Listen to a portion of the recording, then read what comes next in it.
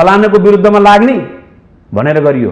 त्यसकारणले सङ्गठनलाई दास बनाउने प्रयत्न गरिएको थियो। हाम्रो सङ्गठन कुनै व्यक्तिको मातहतमा होइन, पार्टीको नीतिको सिद्धान्तको मातहतमा हुन्छ। त्यसैले कसैको दासका लागि हामी लागेका थिएनौँ। आगामी निर्वाचनमा के हुन्छ त उसो भए? तपाईँहरू कसरी हुन्छ एमालेलाई हराउने पराजित गर्ने लक्ष्य चाहिँ यहाँहरूको त्यही नै हुन्छ? एमालेलाई जितु नजितु होइन, एमालेलाई हराउनु पर्ने किन छ र?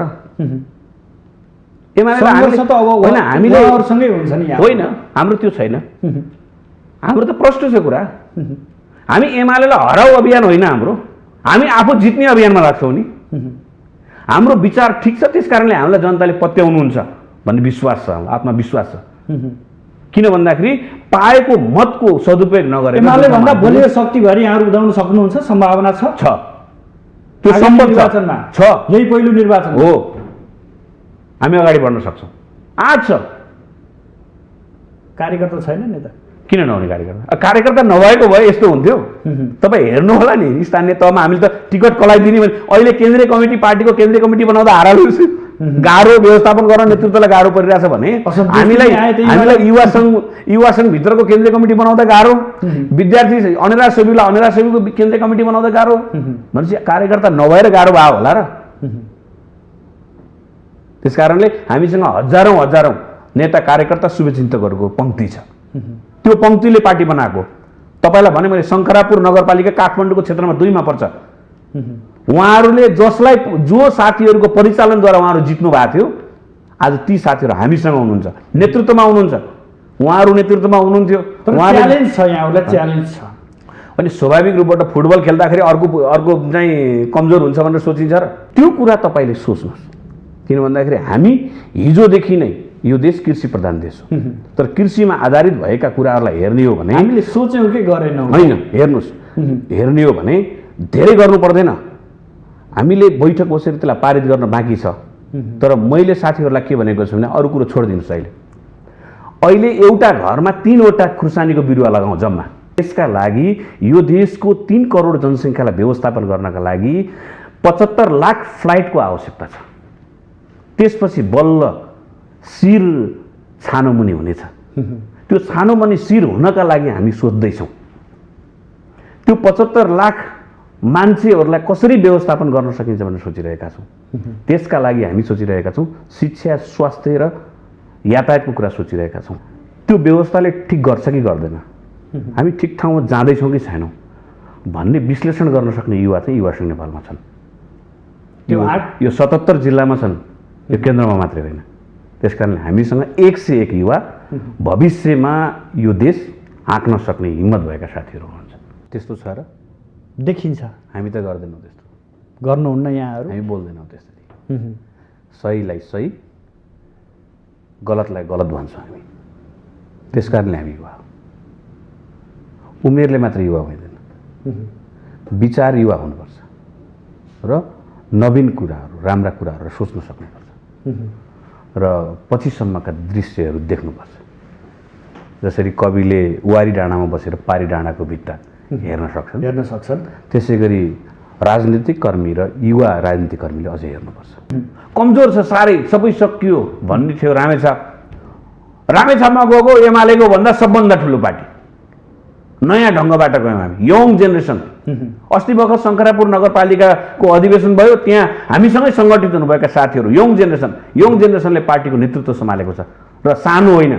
आज त्यहाँका साथीहरूले म चाहिँ जित्न सक्छु, फलानुसँग मिलेर जित्छु, यो गरेर पनि म जित्न सक्छु भन्नेहरू अहिले के भनिरहेका छन् भन्दाखेरि प्रतिपक्षी साथीहरूसँग गएर अब हामी नसक्ने भयौँ, हामी जित्न नसक्ने भयौँ भन्ने निष्कर्षमा उहाँहरू पुगिसक्नुभयो। तर एमालेले के भनेको छ? त्यस कारणले म के भन्छु भन्दाखेरि नआत्तिनु साथीहरू, बाटो नबिराउनुहोस्, आउनुहोस्, हामी सँगै जाउँ।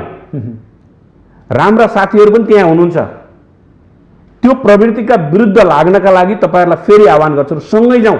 तपाईँहरूलाई उचित सम्मानका साथ हामी अगाडि बढाउनुपर्छ र हामी सँगै जाउँ। हिजो जुन पोजिसनमा थियौँ त्यही पोजिसनबाट हामी अगाडि बढौँ र नयाँ नेकपा एकीकृत समाजवादी पार्टी निर्माण गरेर यो देशलाई परिवर्तन गर्नका लागि, परिवर्तनका हामी शक्तिको रूपबाट यसलाई विकास गरेर हामीले जान सक्छौँ।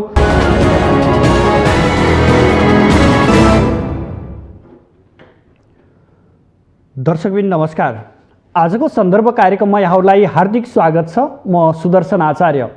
दर्शकबिन, आजको सन्दर्भमा आज हामी युवा सङ्घका केन्द्रीय उपाध्यक्ष नितेश पौडेललाई अतिथिको रूपमा स्टुडियोमा निम्ति आएका छौँ।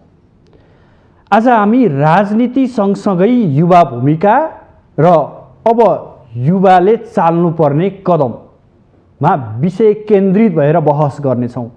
साथसाथै अब विकास र निकासका काममा राजनीतिलाई अलि पर सार्दै युवा पुस्ता उठ्ने पो हो कि एउटा योजनाबद्ध रूपमा अगाडि जान सकियो भने पक्कै पनि देशलाई विकास र समृद्धितर्फ डोर्याउन सकिन्छ कि भन्ने बहसतर्फ लाग्नुपर्ने बेला भएको छ। र आज हामी यो विषयमा मुख्य विषयलाई केन्द्रित गर्नेछौँ, लगायत समसामयिक राजनीतिक घटनाक्रम र पछिल्ला समय नेताहरूले दिएका केही प्रतिक्रिया र त्यसमाथि उठेका टिका टिप्पणीका विषयमा पनि आज हामी छलफल गर्नेछौँ। यसका लागि आजका अतिथिलाई स्वागत गरौँ। स्वागत छ यहाँलाई माउन्टेन टेलिभिजनमा। धन्यवाद। आराम हुनुहुन्छ? ठिकै छ। युवा भन्दा बित्तिकै एउटा जोस जाँगर र परिवर्तन गर्न सक्ने आँट भएको भनेर बुझिन्छ। तर आज यिनै युवाहरू अलि कता कता उही नेताको पछि लाग्ने, नेताहरूले जे गरेका छन् त्यही गर्ने, उनीहरूकै बोली बोलिदिने त्यस्तो छ र देखिन्छ। हामी त गर्दैनौँ त्यस्तो। गर्नुहुन्न यहाँहरू? हामी बोल्दैनौँ त्यसरी। सहीलाई सही, गलतलाई गलत भन्छौँ हामी। त्यस कारणले हामी युवा हो। उमेरले मात्र युवा हुँदैन, विचार युवा हुनुपर्छ र नवीन कुराहरू, राम्रा कुराहरू सोच्न सक्नुपर्छ र पछिसम्मका दृश्यहरू देख्नुपर्छ। जसरी कविले वारी डाँडामा बसेर पारी डाँडाको भित्ता हेर्न सक्छन्, त्यसै गरी राजनीतिक कर्मी र युवा राजनीतिक कर्मीले अझै हेर्नुपर्छ भनिन्छ। तर यसो यो पेरिफेरीमा हेर्दा अहिलेका वर्तमान राजनीतिक दल, त्यसमा आबद्ध युवाहरू देखिन्छ र भने क्या? अनि तपाईँले कसलाई हेर्नुभयो? समग्र युवाहरू, समग्र राष्ट्रिय राजनीतिका तपाईँले पात्रका पछि पछि लाग्ने युवा सङ्गठनहरू। तपाईँले युवा सङ्घ नेपाललाई हेर्नु भएको छैन जस्तो लाग्यो। हामी त्यस्तो छैनौँ। हामी सँगै हिँडे पनि भन्छौँ यो गलत छ भनेर। यति दम छ तपाईँहरूसँग? यस कारणले हामी छौँ, नभए हामी रहँदै रहन्थेनौँ। हामी अन्तै हुन्थ्यौँ। कसैको पछाडि दगुर्ने भए, अरूको विचारमा हिँड्ने भएको भए हामीले सोचेको हुन्थ्यौँ भने हामी आज यहाँ हुन्थेनौँ। आज हामी जहाँ छौँ हाम्रो विचार दृष्टिकोण मिलेको छ, त्यस कारणले सँगै छौँ। 2032-33 सालतिर पनि युवाहरूले त्यतिखेर त्यहाँको विचार नमिलेर, त्यो त्यतिखेर पनि त राज्य संयन्त्र थियो, त्यो संयन्त्रका विरुद्धमा लाग्ने त जम्मा 4-5 जना थिए। त्यस कारणले के नबुझौँ भन्दा त्यो व्यवस्थाले ठिक गर्छ कि गर्दैन, हामी ठिक ठाउँमा जाँदैछौँ कि छैनौँ भन्ने विश्लेषण गर्न सक्ने युवा चाहिँ युवा सङ्घ नेपालमा छन्। यो 77 जिल्लामा छन्, यो केन्द्रमा मात्रै होइन। त्यस कारणले हामीसँग 101 युवा भविष्यमा यो देश हाँक्न सक्ने हिम्मत भएका साथीहरू हुनुहुन्छ। पार्टी नेतृत्वलाई चुनौती दिन सक्ने युवा शक्ति पनि तपाईँहरूको पार्टीभित्र छ उसो भए सङ्गठन होइन। गलत कुराहरू नेतृत्वले गर्नुहुन्छ भने खबरदारी गर्छौँ हामी। सही कुरा छ भने त अब त्यसको पछाडि लाग्नुको विकल्प छ र? तर सही कुराहरू के नबुझौँ भन्दाखेरि, म कार्ल मार्क्स कुन उमेर समूहमा कार्ल मार्क्स बन्न सफल भए, त्यो उमेर समूहमा हामी सकेका छौँ कि छैनौँ भन्ने कुरा हामीले आफूलाई हेरिरहेका छौँ। त्यस कारणले हामी भनिरहेका छौँ हामी त्यो बन्न पनि सक्छौँ, लाग्नुपर्छ, हिम्मत छ, आँट छ र बदल्न पनि सक्छौँ। त्यो बदल्ने सोच हामीसँग छ। सोच छ उसो भए भन्नुहोस्, एजेन्डा के छन् यो पनि सोचौँ न। देश कस्तो बनाउने, कसरी देशलाई बनाउन सकिन्छ। मेरो विचारमा मैले अहिलेसम्मको यो देश कस्तो बनाउन सकिन्छ भन्ने कुराको हेर्नुहुन्छ भने हामी कम्युनिस्ट हो र कम्युनिस्ट भौतिकवादी कुरामा त्यसलाई विश्वास गर्छ, न कि यो कर्मकाण्डमा विश्वास गर्ने। हामी भौतिकवादी भएकाले हामी के सोचिरहेछौँ भन्दाखेरि यो देशको जनसङ्ख्याको व्यवस्थापन कसरी गर्ने। यसलाई मेरो दृष्टिकोणमा, मेरो व्यक्तिगत कुरा गर्नुहुन्छ भने मैले के सोचिरहेको छु भन्दाखेरि अब यो देश चलाउन हामीले चलाउने हो र देशको जनसङ्ख्यालाई व्यवस्थित ढङ्गबाट यसलाई वितरण गर्ने, त्यसको समुचित व्यवस्थापन गर्ने र त्यो जनसङ्ख्याको आधारमा यो देशलाई बनाउन सकिन्छ भन्ने सोच्ने हो। अहिले को कति बाहिर गयो भनेर मात्रै हामीले सोचेर त्यसलाई टाउकोमा हात राख्यौँ भने परिवर्तन हुँदैन। अहिले हामी जति छौँ यहाँ त्यसबाट परिवर्तनको सुरुवात गर्नुपर्छ। त्यसका लागि यो देशको 3 करोड जनसङ्ख्यालाई व्यवस्थापन गर्नका लागि 75 लाख फ्लाइटको आवश्यकता छ। त्यसपछि बल्ल शिर छानोमुनि हुनेछ। त्यो छानोमुनि शिर हुनका लागि हामी सोच्दैछौँ त्यो 75 लाख मान्छेहरूलाई कसरी व्यवस्थापन गर्न सकिन्छ भनेर सोचिरहेका छौँ। त्यसका लागि हामी सोचिरहेका छौँ शिक्षा, स्वास्थ्य र यातायातको कुरा सोचिरहेका छौँ। किन यो पहिलो कुरा हो भन्नुहुन्छ भने हाम्रोमा बेरोजगारको समस्या छ, तर अझै मेरो विचारमा अझै 10 वर्ष हामी भएको कारणले बढ्दैनौँ। यसको व्यवस्थापन गर्न सक्छौँ। तर त्यसका लागि शिक्षा र स्वास्थ्य र यातायातको कुरालाई हामीले व्यवस्थापन गऱ्यौँ भने यहाँभित्र रहेका जुन हामीले भ्रष्टाचारका कुराहरू गरिरहेका छौँ नि, यो भ्रष्टाचारलाई न्यूनीकरण गर्न सकिन्छ। म यही प्रसङ्ग जोड्दै थिएँ। भ्रष्टाचार, अनियमितता व्याप्त छ मुलुकमा। फेरि पनि भने युवा आवाज उठेनन् क्या, बुलन्द भएनन्। विश्वास गर्नुहुन्छ? होइन, आवाज नउठेको होइन, हामी आवाज उठाइरहेका छौँ, तर केही धिमी भएको छ, सुस्त चाहिँ छ। यसलाई उठाउन सकिन्छ। तर भ्रष्टाचार भनेको चाहिँ तपाईँले कोठामा एउटा बन्द कोठामा बिरालोलाई बाँध्नुभयो र त्यो बिरालो कहीँ जान नदिएर हिर्काउन थाल्नुभयो भने त्यसले तपाईँलाई न्याक्छ। त्यो भ्रष्टाचार हो। त्यो भ्रष्टाचारको एउटा नमुना हो। तपाईँ एउटा कर्मचारीको तलब जम्मा जम्मी शाखा अधिकारीको तलब तपाईँले दिनुभएको छ 38 देखि 40 हजार। ल काठमाडौँको बजारको कुरा गर्नुहोस्, उनीहरूले पाउने एउटा घर सामान्यतः बस्न पाउने हो भने उनीहरूले 20,000 रुपियाँ फ्लाइटको तिर्नुपर्छ। 40,000ले उनीहरूको जीवन चल्छ? यसलाई रोक्ने कसरी हो त भन्ने कुरोको योजना हामी युवासँग छ। यसको लागि मूल कुरा के हो भन्नुहुन्छ भने राष्ट्रिय अर्थतन्त्रको विकास गर्ने पहिलो तपाईँको दृष्टिकोण क्लियर हुनु पर्यो। जबसम्म हाम्रो देशमा दलाल अर्थतन्त्रको विकास गरिन्छ तबसम्म राष्ट्रिय पुँजीको विकास हुँदैन। अनि दलाल अर्थतन्त्रलाई हामीले के भन्छ ट्रेड भनेर त्यसलाई नामाङ्कन गरिरहेका छौँ। तपाईँले एक टुक्रा जग्गा बेचेर त्यसको कमिसन खाने मान्छेलाई त्यो दलाल हो भन्नुहुन्छ, तर समग्र राज्यले गरिरहेको त्यो दलालीको जुन अर्थतन्त्र छ त्यसलाई ट्रेड भनेर राम्रो नाम दिइराख्नु भएको छ। कसरी यसको हुन्छ त? यसलाई निर्मूल गर्ने के हो भन्दाखेरि पहिलो राष्ट्रिय पुँजीको निर्माण गर्ने हो। राष्ट्रिय पुँजी पहिलो प्राथमिकता हुनुपर्छ। त्यो जबसम्म हुँदैन तबसम्म तपाईँले परिवर्तनको अनुहार फेर्न सक्नुहुन्न, कसैको अनुहारमा हाँसो ल्याउन पनि सक्नुहुन्न। किसानहरूको टोपी नयाँ टोपी फेर्न सक्नुहुन्न। त्यसकारण किसानको छोरालाई किसानै हुनुपर्छ भन्ने प्रोत्साहित गर्न सक्नुहुन्न। त्यो कुरा तपाईँले सोच्नुहोस्। किन भन्दाखेरि हामी हिजोदेखि नै यो देश कृषि प्रधान देश हो, तर कृषिमा आधारित भएका कुराहरूलाई हेर्ने हो भने हामीले सोच्यौँ कि गरेनौँ? होइन, हेर्नुहोस्, हेर्ने हो भने धेरै गर्नु पर्दैन। हामीले बैठक बसेर त्यसलाई पारित गर्न बाँकी छ। तर मैले साथीहरूलाई के भनेको छु भने अरू कुरो छोडिदिनुहोस्। अहिले एउटा घरमा 3वटा खुर्सानीको बिरुवा लगाउँ जम्मा, धेरै पर्दैन, र खुर्सानी नकिन्ने वातावरण बनाऊ। त्यसले दैनिक रूपबाट हेर्नु वार्षिक रूपबाट करिब 1 अर्बभन्दा माथिको बचत गर्छ। त्यो बचत के हो भन्दा राष्ट्रिय पुँजी हो।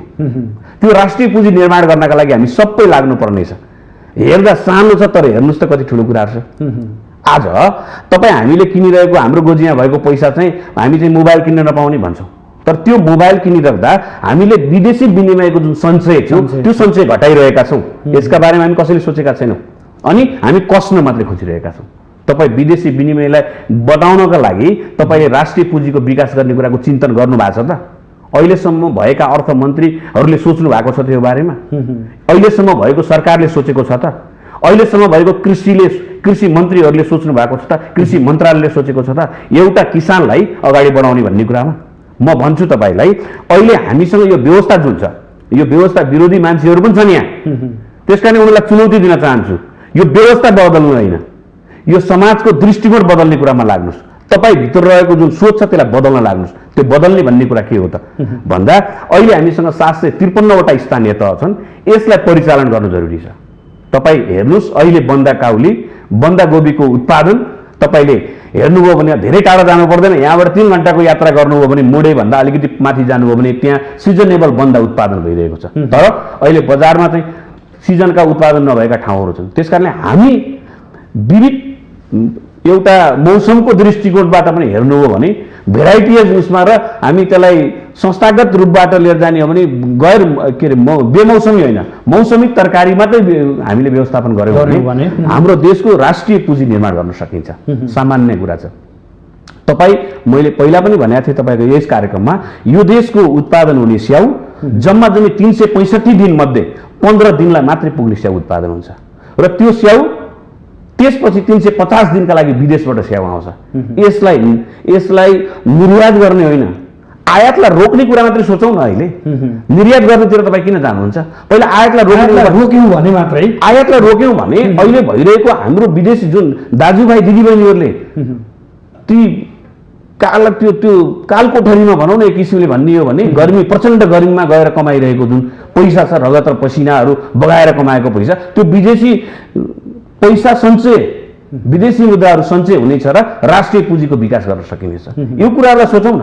त्यसका लागि त तपाईँले स्याउ प्रत्येक वर्ष किसानले रुख काट्दैछ अनि तपाईँको यहाँ चाहिँ प्रत्येक वर्ष त्यसको बजार पाइएन भन्ने कुराको हुङ्कारहरू गरिँदैछ। यो कसैले गरेको होइन, बिचौलियाले गरिरहेका छन्। बिचौलिया हटाउने कुराको पहिलो कुरो प्राथमिकता दिनु। त्यसको लागि मुद्रा सञ्चित चाहियो। त्यसका लागि निर्यात नभए पनि देशभित्रै उपभोग गर्ने र निर्यातलाई चाहिँ रोक्नु पर्यो। यति गऱ्यो भने पुग्छ।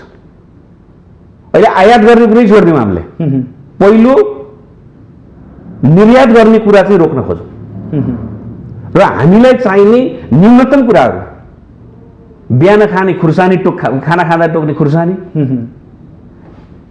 त्यसमा रहेका अन्य प्रयोगहरू जुन हाम्रो देशमा उत्पादन गर्न सकिन्छ ती कुराहरूलाई सोचौँ न। 1 वर्षभित्र हाम्रो देशको खाद्यान्नमा आत्मनिर्भर गर्न सकिन्छ, तर त्यो प्लान कहाँ छ त? आज कमिसन बिचौलियाहरूले नै यो कुराहरूलाई बिगारिरहेका छन्।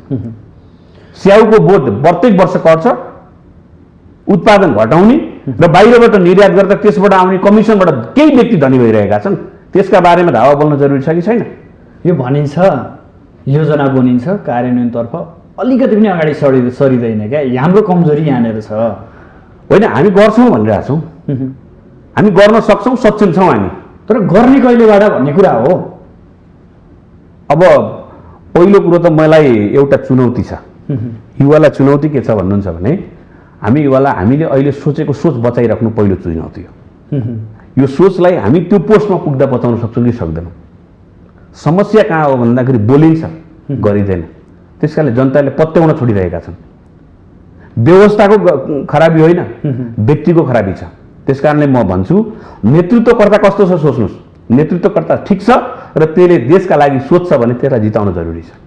तर तपाईँले हेरिरहेको वरिपरि भएका जो सांसद हुनुहुन्छ, जिताउनुहुन्छ तपाईँहरूले, त्यो सांसद चाहिँ एकदम भद्र भलाद्मी हुनुहुन्छ, नेतृत्व खराब छ, जो चाहिँ भोलिको देशको प्रधानमन्त्री बन्दैछ भने त्यसलाई भोट हालेर केही फाइदा छैन।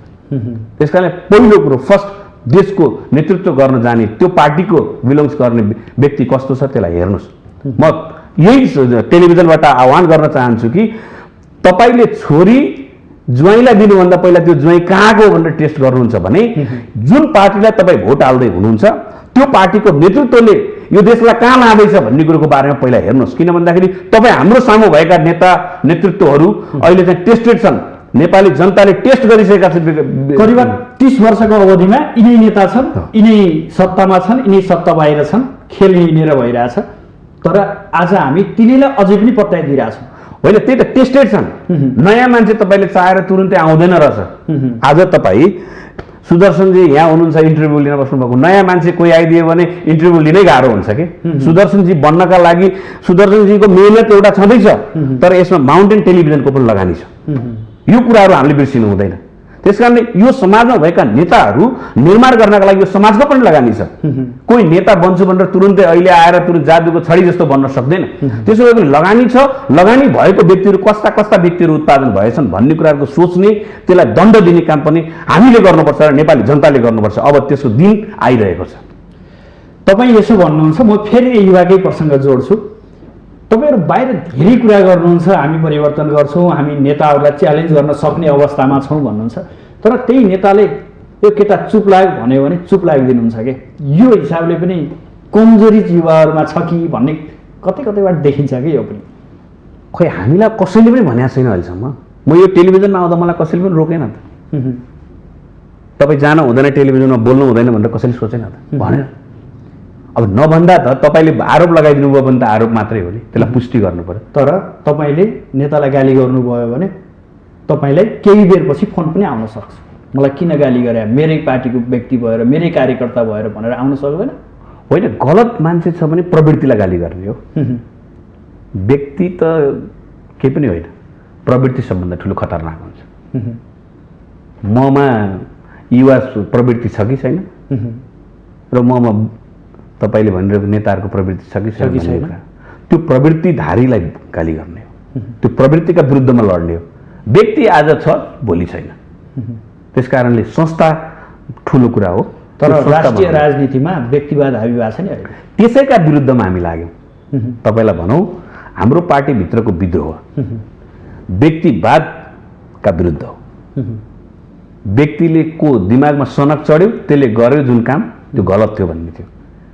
जनताले पत्याएर 2/3 दिए, त्यो 2/3लाई लत्यायौँ र हामीले राष्ट्रिय पुँजीको विकास गर्न होइन कि दलाल पुँजीलाई संरक्षण गर्न लाग्यौँ र त्यसको विकास गर्न लाग्यौँ र त्यसको साझेदारी भयौँ।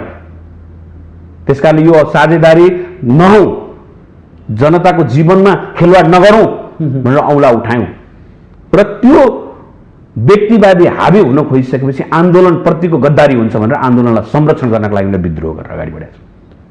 त्यसो भए अहिलेको नेतृत्वमा तपाईँहरूको व्यक्तिवाद हावी छैन? अब तपाईँले हेर्नु भएको छ, हामी त लोकतान्त्रिक ढङ्गबाट गएको छौँ। अध्यक्ष एउटै, संसदीय दलको नेता एउटै, मन्त्री छान्ने नेता पनि उहीँलाई जिम्मेवारी, सबै जिम्मा उहाँलाई दिनुभयो होइन? तपाईँलाई एउटा कुरो म भनौँ, दलको नेता र अध्यक्ष एउटै हुने कुरा चाहिँ त्यो फरक हुँदैन। तर व्यक्ति छान्ने कुराहरूको विषयमा चाहिँ कमिटीको कुरा हो। जब कमिटीले नै तपाईँलाई विश्वास गरेर जिम्मा दिन्छ भने त्यो कसरी तपाईँले फरक भन्नु? हिजो त्यही विषयका लागि यहाँहरू लड्नु भएको होइन नि भने हामीले के भनेका थियौँ भन्दाखेरि एक व्यक्ति होइन, एक पद एक व्यक्ति भन्यौँ त, तर एक पद एक व्यक्ति भनेको प्रधानमन्त्री तपाईँले चलाउनुहोस्, पार्टीको अर्कोले चलाउनुहुन्छ भन्ने कुरा मात्रै हो। हामीले संसदीय दल र पार्टी अध्यक्षको बीचको कुनै तुलना गरेका थिएनौँ। तपाईँलाई स्मरण गराउन चाहन्छु, म 51 सालको सरकारमा हाम्रो पार्टीको सर्वोदय अध्यक्ष माधव कुमार नेपाल पार्टीको महासचिव हुनुहुन्थ्यो। त्यतिखेर जब उप प्रधानमन्त्री भएर पार्टीको एउटा प्रतिनिधित्व गरेर जानुभएको थियो, सरकारमा जानुभयो, त्यतिखेर हामीले कमरेड वामदेव गौतमलाई त्यसको कार्यवाहक महासचिव बनाएका थियौँ। त्यो हो एक पद एक व्यक्तिको कुरा। आज त्यो कुरो होइन। त्यस कारणले त्यसमा र यसमा भिन्नता छ। हामीले त्यो कुरो सोचेनौँ भने मान्छेलाई लाग्न सक्ला एक पद एक व्यक्ति भन्नु होला, त्यसपछि त सांसद र केन्द्रीय सदस्य पनि त 2 पद हो नि त। त्यसो होइन, यो एउटै कुरा हो। तपाईँले यसो भन्दै गर्दा तपाईँको नेताले के पनि भन्नुभएको थियो भने म पदको लागि यसो गरिरहेको छैन, म युवाहरूलाई नै छोड्छु, युवाहरूलाई नै छोडिदिनु हो भनेर उहाँले बारम्बार अभिव्यक्ति दिनुभएको थियो। तर यसो त्यो पदाधिकारीभित्र हेर्ने हो भने अधिकांश त्यही अलि पुरानो पुस्तै छ कि जस्तो पनि देखिन्छ क्या। यस्तो हो, पुरानो पुस्ता छ, त्यसलाई पुरानो पुस्तालाई तपाईँले हेरेको दृष्टिकोणले नहेर्नुहोस् भन्ने छ मेरो। पुरानो पुस्ताले गरेको चिज हामीले गऱ्यौँ कि गरेनौँ त? त्यो युवा अवस्थामा उहाँहरूले जे पाउनुभयो, माधव नेपाल 42 वर्षको उमेरमा पार्टीको महासचिव भएको मान्छे हो होइन। तर अर्को कुरा नबिर्स्यौँ न, मनमोहन अधिकारी माधव नेपाल 42 वर्ष हुँदाखेरि उहाँ 71 वर्षको हुनुहुन्थ्यो।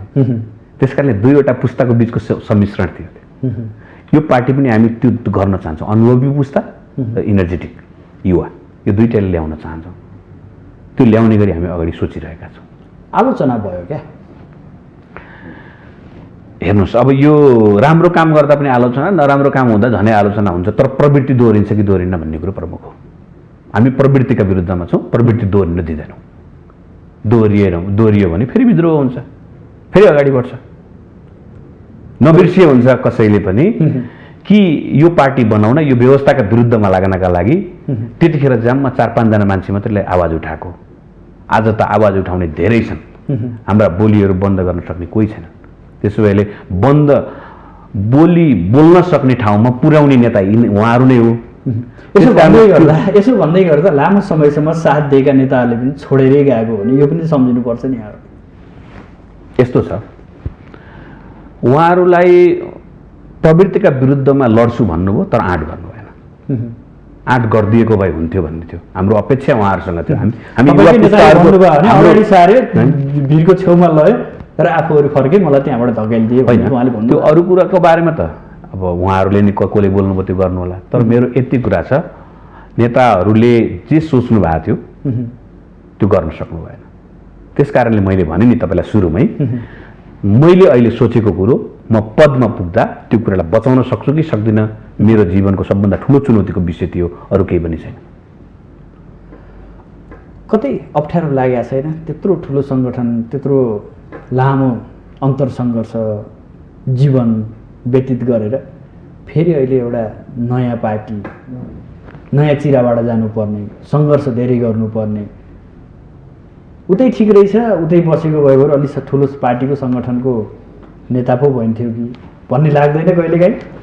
यस्तो हेर्नुहोस्, ठुलो घर त छ, तर कतिखेर भत्केला र भन्ने तर्सित अवस्थामा बस्नुभन्दा सानै घर त्यसलाई ठुलो बनाउने परिकल्पनाका साथमा अगाडि बढ्नु हो भने बनाउन सकिन्छ भन्ने छ। त्यस कारण कुनै पछुतो छैन।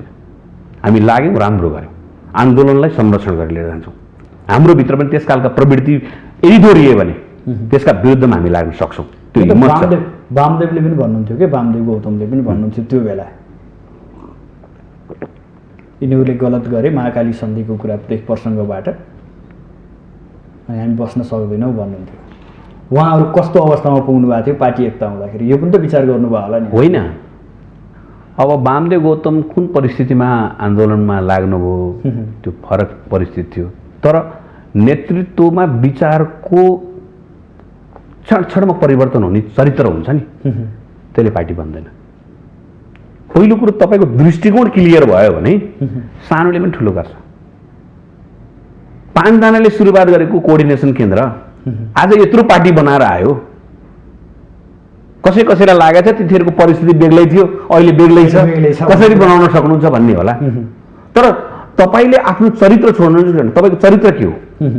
तपाईँ कसको प्रतिनिधित्व गरेर हिँडिराख्नु भएको छ? तपाईँ कम्युनिस्ट पार्टीको नेता, तपाईँको कार्यकर्ताहरू एकदम अप्ठ्यारो अवस्थामा छन्, अनि तपाईँ सहज ढङ्गबाट हिँड्ने, सारा चिज गर्ने, मोज मस्ती गर्ने, विलासिताको कुराहरू गर्नुभयो भने तपाईँको धरातल खस्किन्छ कि खस्किँदैन? तपाईँ मलाई एउटा कुरो भन्नुहोस् त, तपाईँको घर चमक्क पर चम्किएको छ भने कोही गरिब कार्यकर्ता तपाईँको घरमा आउँदा 1000 चोटि सोध्छ कि सोध्दैन? त्यस कारणले तपाईँले के सोच्नुहोस् भन्दाखेरि, तपाईँ नेता हो भने तपाईँले पहिलो कुरो तपाईँको आधार बिन्दु के हो त्यसलाई हेरेर तपाईँको जीवनशैली अपनाउनु जरुरी छ। र जीवनशैली अपनाउनु जरुरी मात्रै होइन कि उनीहरूको जीवनलाई उठाउनु पनि जरुरी छ। यसका लागि राष्ट्रिय अर्थतन्त्रको विकास गर्न जरुरी छ। यसको उत्पादन र बिक्रीसँगको जोडिन्छ, सम्बन्ध जोडिन्छ। त्यसका लागि पहिलो कुरो तपाईँले प्रहार गर्नुपर्ने कहाँ छ भन्दाखेरि बीचको जुन छ नि बिचौलियाहरूको यसका विरुद्धमा धावा बोल्न जरुरी छ। यो हाम्रो जीवनको सबभन्दा ठुलो चुनौतीको विषय हो। यसले घेर्छ। अर्थतन्त्रलाई राष्ट्रिय अर्थतन्त्रको रूपबाट विकास गर्न होइन कि निजीगत स्वार्थका लागि दलाल अर्थतन्त्रलाई नै टिकाइराख्नका लागि लागिरहेको छ। त्यसलाई चिर्न सक्छौँ कि सक्दैनौँ ठुलो चुनौतीको विषय छ। जबसम्म त्यसलाई चिर्न सक्दैनौँ हामीले केही परिवर्तन गर्न सक्दैनौँ। त्यसकारणले राष्ट्रिय पुँजीको विकास गर्न अबको आम युवाहरू लाग्नका लागि म आह्वान गर्छु। त्यो नगरिकन देश विकास हुँदैन। कहिलेबाट लाग्ने? म फेरि सोधेँ। होइन, लागिरहेछौँ हामी लागिरहनु लागिरहेको छौँ। हेर्नुहोस्, कुनै पनि आन्दोलन चाहिँ तपाईँले अहिले चट्ट देख्नुभयो, म इन्टरभ्यूमा अहिले फ्याट्ट बोले जस्तो त हुँदैन नि। यसको प्रक्रिया निरन्तर प्रक्रिया गर्छ। तपाईँ पाकिस्तानको प्रधानमन्त्री, अहिलेको प्रधानमन्त्रीले 20 वर्ष अगाडि सुरु नगरेको भए आज त्यो पार्टी देशको ठुलो पार्टी हुने र प्रधानमन्त्री हुने सम्भावना हुन्थ्यो र? तर भन्नुहोस्, त्यो प्रधानमन्त्री हुन्छु भनेर सम्भावना बोकेर बने हो र? होइन नि। तर म परिवर्तन गर्छु र मेरो डिटर्मिनेसन, मेरो लक्ष्य एउटै हो भन्ने कुरा सोचे अब क्या। उद्देश्य देखाएको थियो, लक्ष्य देखाएको थियो, त्यसैमा लाग्यो। डगमगाएन। उसलाई पनि त दलालले घेरे होला नि त। उनलाई पनि त पुँजीपतिहरूले घेर्न खोज्यो होला नि त। तर राष्ट्रिय पुँजीको विकास गर्न सकिन्छ भन्ने आँटका साथ गएपछि जनताले साथ दिए, आज सबभन्दा ठुलो पार्टी बन्यो। त्यही कारण हामी अहिले आत्तिएर तुरुन्तै भयो कि भएन भनेर युवा भाग्न थाल्यो भने परिवर्तन कहाँबाट हुन्छ र? मैले पार्टीभित्रकै कुराकानी गर्दै थिएँ। तपाईँको पार्टीले लगभग देशभरकै जिल्लाहरूमा सङ्गठन विस्तारको कामहरू सकिसकेका छ। पार्टी कार्यालयहरू पनि लगभग खोलिसकेको अवस्था छ। हामी दिनौ जसो समाचारहरू पनि सम्प्रेषण गरिरहेको हुन्छौँ। यो भन्दै गर्दा युवा सङ्घले चाहिँ के गरेछ? युवा सङ्घको पनि लगभग हामीले 70 जिल्लामा हाम्रो कमिटीहरू बनिसकेको छ। त्यस कारणले हामी ढुक्क छौँ। हामी 753 निर्वाचन यो स्थानीय तह 6743 वडामा हामी कमिटी बनाउने अभियानमा छौँ। र हाम्रो माग के छ भन्दाखेरि युवा सङ्घकोबाट व्याकरण गरेको साथीहरू जो तयार हुनुहुन्छ, तयारै हुनु भएन भने त एउटा पछि कुरा हुनुपर्छ। त्यसका लागि हामीले कुरा गरिरहेका छौँ र 6743 ठाउँ छ। त्यो ठाउँमा हाम्रो उम्मेदवार हुनुपर्छ। युवाको तर्फबाट एकजना उम्मेदवार हामीलाई दिनुपर्छ भनेर हाम्रो माग छ। त्यसको लागि हामी लड्छौँ, तयारी गर्छौँ। उत्साह कतिको पाउनु? एकदम उत्साह छ, नयाँ जोस छ, एकदम। जागर छ। जहाँ जानुहोस् त्यहाँ साथीहरूको उत्साह छ। तर निकै कमजोर छ भन्छन् क्या होइन, पुरानो पार्टीले। तर एकदम सबैभन्दा कमजोर छ, साह्रै सबै सकियो भन्ने थियो रामेछापमा गएको एमालेको भन्दा सबभन्दा ठुलो पार्टी। नयाँ ढङ्गबाट गयौँ हामी, यङ जेनेरेसन। अस्ति भर्खर शङ्करापुर नगरपालिकाको अधिवेशन भयो, त्यहाँ हामीसँगै सङ्गठित हुनुभएका साथीहरू, यङ जेनेरेसनले पार्टीको नेतृत्व सम्हालेको छ र सानो होइन। आज त्यहाँका साथीहरूले म चाहिँ जित्न सक्छु, फलानुसँग मिलेर जित्छु, यो गरेर पनि म जित्न सक्छु भन्नेहरू अहिले के भनिरहेछन् भन्दाखेरि प्रतिपक्ष साथीहरूसँग गएर अब हामी नसक्ने भयौँ, हामी जित्न नसक्ने भयौँ भन्ने निष्कर्षमा उहाँहरू पुगिसक्नुभयो। तर एमाले के भनेको छ? त्यस कारणले म के भन्छु भन्दाखेरि नआत्तिनु साथीहरू, बाटो नबिराउनुहोस्, आउनुहोस्, हामी सँगै जाउँ। राम्रा साथीहरू पनि त्यहाँ हुनुहुन्छ। त्यो प्रवृत्तिका विरुद्ध लाग्नका लागि तपाईँहरूलाई फेरि आह्वान गर्छु, सँगै जाउँ। तपाईँहरूलाई उचित सम्मानका साथ हामी अगाडि बढाउनुपर्छ र हामी सँगै जाउँ। हिजो जुन पोजिसनमा थियौँ त्यही पोजिसनबाट हामी अगाडि बढौँ र नयाँ नेकपा एकीकृत समाजवादी पार्टी निर्माण गरेर यो देशलाई परिवर्तन गर्नका लागि, परिवर्तनका हामी शक्तिको रूपबाट यसलाई विकास गरेर हामीले जान सक्छौँ भन्ने तपाईँहरूसँग पनि सोच छ। हामी अगाडि बढौँ, आउँ, सँगै जाउँ, हातेमालो गरौँ। तपाईँले यसो भन्दै गर्दा नेकपा एमाले आफ्नो विधान अधिवेशन पनि गर्यो र राष्ट्रिय अधिवेशनको लागि वडा र पालिका स्तरका अधिवेशन पनि सम्पन्न गर्दै गर्दा केही प्रभाव पर्याइन्छ फुटको भनेर उनीहरूले प्रतिक्रिया दिइरहेको अवस्था छन् र के भन्छन् भने नयाँ छुटिएर गएकाहरू यिनीहरूले केही गर्न सक्दैनन्, यिनीहरूको सङ्गठन छैन, पटक्कै छैन भनेर चाहिँ उहाँहरूको व्याख्या आउँछ। देखिहाल्यो त उहाँहरूसँग नेता कति हुँदो रहेछ भन्ने कुरो त। एकजना व्यक्तिले रिमोट दाबेर सबै ठाउँको 6743 वडाको उद्घाटन गर्नुपर्ने अवस्था रहेछ भने उहाँहरूको हालत के रहेछ कि? प्रविधिको प्रयोग भन्छन् क्या? होइन, उहाँहरूको हालत के रहेछ भन्ने कुरा हो। प्रवृत्तिको प्रयोग त प्रत्येक व्यक्तिले छुट्टा छुट्टै गर्न सक्थ्यो होला नि त। यति बुझ्नुहोस्, नेताको समस्या रहेछ त्यहाँ। अर्थात् त्यहाँ चाहिँ व्यक्तिवाद हावी भएको छ। व्यक्तिवाद जब हावी हुन्छ त्यसपछि अरूको अस्तित्व समाप्त हुन्छ। जब व्यक्तिहरूको नेतृत्वको अस्तित्व समाप्त हुन्छ भने त्यसपछि पार्टीको अस्तित्व रहन्छ। विचारले चल्ने पार्टी हो, व्यक्तिले चल्ने पार्टी होइन। संस्था विचारले चल्छ, व्यक्ति रहन्छ नरहन सक्छ। आज म यहाँ युवा सङ्घको उपाध्यक्ष भएको छु, अबको केही समयपछि म युवा सङ्घ छोड्नुपर्छ, तर युवा सङ्घ रहिरहन्छ। त्यो युवा सङ्घ राख्नका लागि अरू साथीहरूलाई पनि अगाडि बढाउनुपर्छ। तर त्यो कुराहरूमा त्यहाँ हाल छैन। त्यही भएर भन्नु कारणले म भन्छु नाजी पार्टीको हालत हुँदैछ त्यहाँ। त्यसका कार्यकर्ताहरू नाजी पार्टीका कार्यकर्ता जस्तै हुनेछन्। त्यस कारणले हामीले कम्युनिस्ट आन्दोलनलाई अबको 28 वर्षपछि यो देशमा कम्युनिस्ट आन्दोलन 100 वर्ष हुँदैछ, त्यतिखेर छाती फुकाएर भन्ने ठाउँमा नेकपा एकीकृत समाजवादी पुग्नेछ। किन भन्दा त्यही आन्दोलनलाई बचाउन हामी सक्छौँ। त्यही भएर तपाईँको अध्यक्षले भन्नुभयो होला सूर्यमा ग्रहण लाग्यो भनेर, यही हो अर्थ भन्नुभएको छ।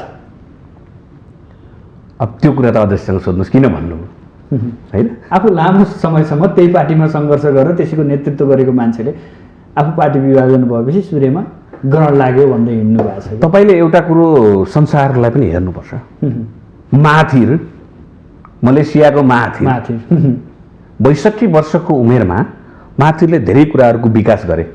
त्यसपछि उनले राजनीतिबाट टाढा बसे। तर जुन पार्टी, जुन व्यक्तिलाई विश्वास गरेर उनले सुम्पिएका थिए, त्यो पार्टीले केही गर्दैन भनेर त्यसका विरुद्धमा उभिएर 92 वर्षको उमेरमा फेरि राष्ट्र सम्हालेर चलाउनु पर्ने र अर्को व्यक्तिलाई हस्तान्तरण गर्नुपर्ने अवस्था पुग्यो। त्यस कारणले यो कुनै ठुलो कुरा होइन, सामान्य हो। तर विचार ठिक छ कि छैन, तपाईँ जहाँ उभिनु भएको छ त्यसको धरातल बलियो छ कि छैन, विचारको धरातल हो कि व्यक्तिवादको धरातल हो भन्ने कुरो सोच्नुहोस्। नभए त तपाईँ भइहाल्थ्यो नि। यहाँको पश्चिम बङ्गालको हालत हेर्नुहोस् न, पार्टी फुट्या थियो र यो भन्दै गर्दा कम्युनिस्ट पार्टी समाप्त भएको थियो। भन्दै गर्दा के भन्छन् भने कतै शक्तिले फुटाइदियो भन्छन् क्या। त्यो चाहिँ उहाँहरूलाई होला, हामीलाई त छैन। व्यक्तिवाद हावी भएको ठाउँमा शक्तिको प्रयोग हुन्छ, विचार हावी भएको ठाउँमा दृष्टिकोणको प्रयोग हुन्छ। अब दृष्टिकोण र व्यक्तिवादमा कुन फरक हो तपाईँले भनिदिनुहोस् मलाई। त्यसो होइन, त्यो होइन, दावाका साथ भन्छु। व्यक्तिका प्रवृत्तिका विरुद्ध र कम्युनिस्ट आन्दोलनलाई समाप्त गर्ने दिशामा गएपछि त्यसका विरुद्धमा यो पार्टी स्थापना भयो। अर्को कुरा सत्ता प्राप्तिका लागि पनि भने होइन, पार्टी विभाजन होइन, हामीलाई सत्ता प्राप्तिको कुरा थिएन, हामीले त्यो चाहेका पनि होइन, तर आयो। त्यहाँ हुँदा यो पक्षले राम्रो सहभागिता जनाउनु पाएन, पार्टी विभाजन पछि त हाम्रो पक्ष। तपाईँलाई एउटा कुरो भनिदिउँ म, त्यहाँ हुँदा हामीले पनि केही मन्त्री पठाएका थियौँ त, जानुभयो त, आखिर उहाँहरूसँगै हुनुहुन्छ हुन त, उहाँहरू पठायौँ त। त्यो सत्ताका लायक थियो भने उहाँहरू पनि त्यही हुनुहुन्थ्यो। हामीले त्यतिखेर विधिका आधारमा के भन्थ्यौँ, केन्द्रीय उपाध्यक्ष अष्टलक्ष्मी साक्यलाई अर्थ बनाउन त बागमती प्रदेशको मुख्यमन्त्री बनाउँ भनेकै थियौँ। त्यहाँ व्यक्तिवादी हावी भएर उपाध्यक्षलाई नै जुन मान्छे पहिला बनाइयो डोरमरीजी, उहाँ बसेको बैठकमा, त्यो बैठकको पार्टीको प्रदेश कमिटीको बैठकले निर्णय गरेछ त्यसको सचिव सानु कुमार श्रेष्ठ हो। त्यो माइनोट अहिले पनि छ भने पल्टाएर उहाँहरूलाई हेर्न अनुरोध गर्छु म।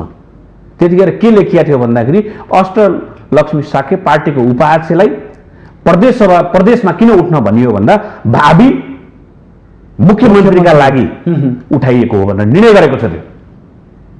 त्यो निर्णय पालना गर्नुपर्थ्यो भन्ने हाम्रो कुरा हो। त्यतिखेर पार्टीको सचिव भीम आचार्यलाई 1 नम्बर प्रदेशको मुख्यमन्त्री बनाउनुपर्छ भनेर हामीले त्यहाँ कुरा गरेका थियौँ। त्यसकारण हामी व्यक्तिका लागि राजेन्द्र पाण्डेलाई हामीले मुख्यमन्त्री बनाउन भनेकै थिएनौँ कहिले पनि, अष्टलक्ष्मी साक्यलाई भनेका थियौँ त। व्यक्तिवाद हावी भएका कारणले अरूलाई बनाउनु भयो, फेरि उहाँहरूले व्यक्तिवाद हावीभित्रको अन्तर्गत रूपबाट आफूलाई विलय गरेपछि बल्ल प्राप्त गर्नुभयो। तर हामी विचारका लागि, दृष्टिकोणका लागि र परिवर्तनका लागि र यो आन्दोलन कम्युनिस्ट आन्दोलनलाई संरक्षण र सम्वर्धन र विकास गर्नका लागि नयाँ क्रान्तिकारी सोचका साथ त्यो पार्टीलाई पुनर्गठित गरेर अगाडि बढेको। त्यो पुनर्गठित गर्दाखेरि हामीले प्राप्त गऱ्यौँ। हिँड्दै जाँदाखेरि कहिले चाहिँ दाल भात खाइएला, कहिले तरकारी भात खाइएला, कहिले भोकै पनि भइएला। त्यस कारणले हामी दृष्टिकोणमा क्लियर छौँ, भोकै हुन पनि तयार छौँ, आएको चिज अगाडि बढाउनलाई लिएर जान पनि तयार छौँ। त्यस कारण यो सत्ता आउँछ जान्छ, हाम्रो सत्ताको धेरै ऊ छैन, सत्ता महत्त्व छैन, धेरै छैन। सङ्गठन र विचारको लागि यहाँहरू लाग्नुपर्ने भयो। हेर्नुहोस्, फेरि हिँड्दै प्राप्त गरिन्छ भने जनतालाई त्यसको प्रतिनिधित्व गराउनका लागि भनेका हौँ। मैले भनेको थिएँ उहाँहरू जब बखान गर्नुहुन्छ, उहाँहरू मान्नुहोस् कि जब यति व्याख्याता हो, तर उहाँले जब मर्म बुझ्नु भएको छैन। जबमा मदन भण्डारीले मर्म बोकेको कुरा के हो भन्दाखेरि सरकार पनि हाम्रो हुनेछ, सदन पनि हाम्रो हुनेछ र सडक पनि हाम्रो हुनेछ भने हो। त्यो सडक भने के हो? जनता हो। जनता सदन भनेको के हो? जनताले जितेर पठाएको प्रतिनिधि हुन् जसले जनताको मताधिकार प्रयोग गर्न पाउने हो। र त्यो सदनले बनाएको सरकार हो। सदनले भनेको जनताले भनेका कुराहरूलाई तपाईँले पालना गर्नुहोस् बनाउनुहोस् भने हो। त्यो कुराहरूलाई उहाँले गर्नु भएन। मैले कुरा उठाएको थिएँ तपाईँलाई भने पहिला पनि। उहाँहरूलाई भन्दाखेरि गोविन्द केसीले उठाएका केही कुराहरू राम्रा थिए भन्ने कुराहरूको बारेमा चाहिँ उहाँहरूलाई लागे पनि त्यसका बारेमा आन्दोलन गरौँ र त्यो माग गरौँ भन्ने कुरामा उहाँहरू कहिले लाग्नु भएन। त्यो लाग्दा फलानाको विरुद्धमा लाग्ने भनेर गरियो। त्यसकारणले सङ्गठनलाई दास बनाउने प्रयत्न गरिएको थियो। हाम्रो सङ्गठन कुनै व्यक्तिको मातहतमा होइन, पार्टीको नीतिको सिद्धान्तको मातहतमा हुन्छ। त्यसैले कसैको दासका लागि हामी लागेका थिएनौँ। आगामी निर्वाचनमा के हुन्छ त उसो भए? तपाईँहरू कसरी हुन्छ एमालेलाई हराउने पराजित गर्ने लक्ष्य चाहिँ यहाँहरूको त्यही नै हुन्छ? एमालेलाई जितु नजितु होइन, एमालेलाई हराउनु पर्ने किन छ र? हामीले हुन्छ नि होइन, हाम्रो त्यो छैन। हाम्रो त प्रष्ट छ कुरा। हामी एमालेलाई हराउ अभियान होइन हाम्रो, हामी आफू जित्ने अभियानमा लाग्छौँ नि। हाम्रो विचार ठिक छ, त्यस कारणले हामीलाई जनताले पत्याउनुहुन्छ भन्ने विश्वास छ, आत्मविश्वास छ। किन भन्दाखेरि पाएको मतको सदुपयोग नगरेर एमाले भन्दा बलियो शक्ति गरी यहाँहरू उदाउन सक्नुहुन्छ? सम्भावना छ त्यो सम्भव निर्वाचनमा छ। यही पहिलो निर्वाचन हो, हामी अगाडि बढ्न सक्छौँ। आज छ।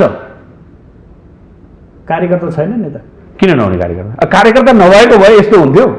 तपाईँ हेर्नु होला नि, स्थानीय तहमा हामीले त टिकट कसलाई दिने भने अहिले केन्द्रीय कमिटी, पार्टीको केन्द्रीय कमिटी बनाउँदा हाराहारी गाह्रो व्यवस्थापन गर्न नेतृत्वलाई गाह्रो परिरहेछ भने हामीलाई युवा सङ्घभित्रको केन्द्रीय कमिटी बनाउँदा गाह्रो, विद्यार्थी अनिराज सेवीलाई अनिराज सेवीको केन्द्रीय कमिटी बनाउँदा गाह्रो भनेपछि कार्यकर्ता नभएर गाह्रो भयो होला र। त्यस कारणले हामीसँग हजारौँ नेता कार्यकर्ता शुभचिन्तकहरूको पङ्क्ति छ। त्यो पङ्क्तिले पार्टी बनाएको। तपाईँलाई भने मैले शङ्करापुर नगरपालिका काठमाडौँको क्षेत्रमा 2मा पर्छ। उहाँहरूले जसलाई जो साथीहरूको परिचालनद्वारा उहाँहरू जित्नु भएको थियो, आज ती साथीहरू हामीसँग हुनुहुन्छ, नेतृत्वमा हुनुहुन्छ। उहाँहरू नेतृत्वमा हुनुहुन्थ्यो। च्यालेन्ज छ, यहाँहरूलाई च्यालेन्ज छ। अनि स्वाभाविक रूपबाट फुटबल खेल्दाखेरि अर्को चाहिँ कमजोर हुन्छ भनेर सोचिन्छ र? च्यालेन्ज त स्वाभाविक हुन्छ त, त्यसैमा त मजा छ। कतै गठबन्धनको छत्रछायाभित्र हुनुहुन्छ, त्यो भएर पनि होइन यस्तो हामी कहिले थियौँ भनेर अलिक बोल्न सक्नु भयो कि? त्यस्तो पनि होइन, होइन एकदम प्रष्ट छ। यसपालिको लडाइँ व्यवस्था विरोधी, व्यवस्थालाई समाप्त पार्ने र व्यवस्था बचाउने को दुईटाको बीचको लडाइँ हो। यो लडाइँले व्यवस्था बचाउने भित्र चाहिँ जनताले साथ दिन्छन् भन्ने कुरोको विश्वास छ हामीलाई। त्यसो भए गठबन्धन निर्वाचनसम्म जानुपर्छ। एमसिसीले अड्काउला जस्तो छ, त्यसमा पनि छलफल होला कि भन्नुभयो त आज प्रधानमन्त्रीले। प्रचण्ड र मैले एमसिसीमा पास गर्छौँ भनेर अमेरिकालाई तपाईँलाई एउटा गरेर पठाइदिइसकेका छौँ। तपाईँलाई एउटा कुरोमा भन्नु, एमसिसी भित्र भएका हामीले शङ्का गरिरहेका जे कुरा छन् त्यसको परिवर्तन गरेर एमसिसी पास हुन्छ भने त ठिकै छ त। तर त्यो नगर जस्ताको तस्तै पास भयो भने त्यो एमसिसी पास हुँदैन। प्रधानमन्त्री बोलिदिनु भयो जस्ताको तस्तै पासै हुँदैन। करेक्सन गर्नुपर्ने कुरा के आवश्यकै छैन, पास हुन्छ यो भनेर उहाँले के बोल्नुभयो त्यो त उहाँले जवाब दिनु होला होइन। तर मेरो एकदम क्लियर छ, हामी युवाहरूको क्लियर छ, एमसिसी भित्रको राष्ट्रियता प्रतिको जुन यही अवस्थाको एमसिसी पास गर्न नदिने यहाँहरू लाग्नुहुन्छ उसो भए? यही अवस्थाको एमसिसी पास हुँदैन। ढुक्क छ। अनि चुनावी गठबन्धनको कुरा कसरी जाँदै हुनुहुन्छ? होइन, हामी सबै आम रूपबाट मैले अघि पनि भने यो व्यवस्थालाई बचाउन, यो लोकतान्त्रिक शक्तिहरूको जुन गठबन्धन भएको छ यसलाई लिएर अगाडि बढ्नुपर्छ र व्यवस्था बचाउनुपर्छ। यो व्यवस्था विरोधी शक्तिहरू लागिरहेका छन्, चाहे बाहिरी शक्ति भन्नुहोस्, चाहे भित्री शक्ति भन्नुहोस्, चाहे भित्री शक्तिका महत्त्वाकांक्षा भन्नुहोस्। किन भन्दाखेरि सिक्किम लेन्डुप दोर्जेका महत्त्वाकांक्षीले सिक्किम कहीँ विलय भएको छ। तर हामी नेपाललाई सिक्किम हुन दिँदैनौँ। अर्को लेन्डुप दोर्जे आउँछ भने त्यसको त्यो दिमागमा भएको लेन्डुप दोर्जेको प्रवृत्ति छ, त्यसका विरुद्धलाई परास्त गर्ने अन्त्य गर्न यहाँहरू लाग्छौँ हामी। परिवर्तन सम्भव छ? व्यवस्था परिवर्तन सम्भव छैन। व्यवस्था परिवर्तन सम्भव छैन। यो व्यवस्था हाम्रो लागि, युवाहरूको लागि गोल्डन अपर्च्युनिटी हो। हामीले गर्छौँ कि गर्दैनौँ भन्ने जो किन भन्नुहुन्छ भने यो देशको मन्त्री या प्रधानमन्त्री भन्दा पावरफुल स्थानीय तह छ। स्थानीय तहको उम्मेदवार जितेको मेयर या अध्यक्ष त्यो चाहिँ एउटा मात्रै संस्थाले हटाउन सक्छ। उसो भए अहिले त्यो प्रवृत्ति छ नि, यसलाई चाहिँ यहाँले परिवर्तन गर्नुहुन्छ? गलत प्रवृत्तिलाई परिवर्तन गर्छौँ। सही त देखिया छैन कि अधिकांश गलत प्रवृत्तिलाई परिवर्तन गर्छौँ, गर्नै पर्छ। मैले भने नि तपाईँ युवा आएन भन्नुहुन्छ, युवा आउने प्रशस्त सम्भावना छ, सोचौँ न। हामी युवाहरूले सोच्नु जरुरी छ। अब प्रशस्त सम्भावना छ। 753बाट हामी निर्वाचित भएर एक ठाउँ गरेर देखाइदिउँ न, सकिगयो नि। बोल्न सजिलो छ क्या, अन्तिममा आएर सकिन्छ गर्न, अन्तिममा आएर सकिन्छ गर्न। ढुक्क हुनुहोस्। अहिले भन्नुभएको छ तपाईँले, सबै पार्टीमा हेरिएछ। स्थानीय तहको व्यक्तिको भिजन क्लियर भयो भने स्थानीय तहबाट तपाईँले परिवर्तन पाउनुहुन्छ। तपाईँलाई भन्छु, कुनै ठाउँ हामीले कल्पना गरेका छौँ युवाहरूले, हामी नै उम्मेदवार हुन्छ कि हुँदैन छोडिदिनुहोस्, तर उम्मेदवार हुने साथीलाई हामी जिताउँछौँ र त्यो ठाउँमा परिवर्तन गरेर हामी युवाले गर्छौँ। अब यो देशको परिवर्तन भनेर त्यसका साथ हामी अगाडि बढ्नेछौँ, देखाउँछौँ, देखाएर। हस्, यहाँसम्म आइदिनु भयो, आफ्नो महत्त्वपूर्ण समय र महत्त्वपूर्ण विचारका यहाँ विशेष आभार। धन्यवाद।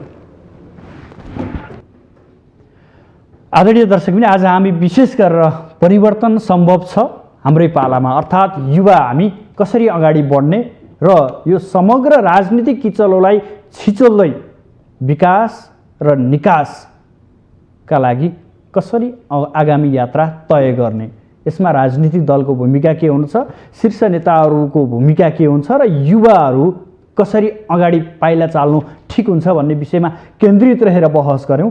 यसका लागि आज हामीसँग हुनुहुन्थ्यो युवा सङ्घका केन्द्रीय उपाध्यक्ष नितेश पौडेल। भोलि नयाँ विषयवस्तु र नयाँ अतिथिका साथ उपस्थित हुनेछु। आजलाई भने बिदा दिनुहोस्। नमस्कार।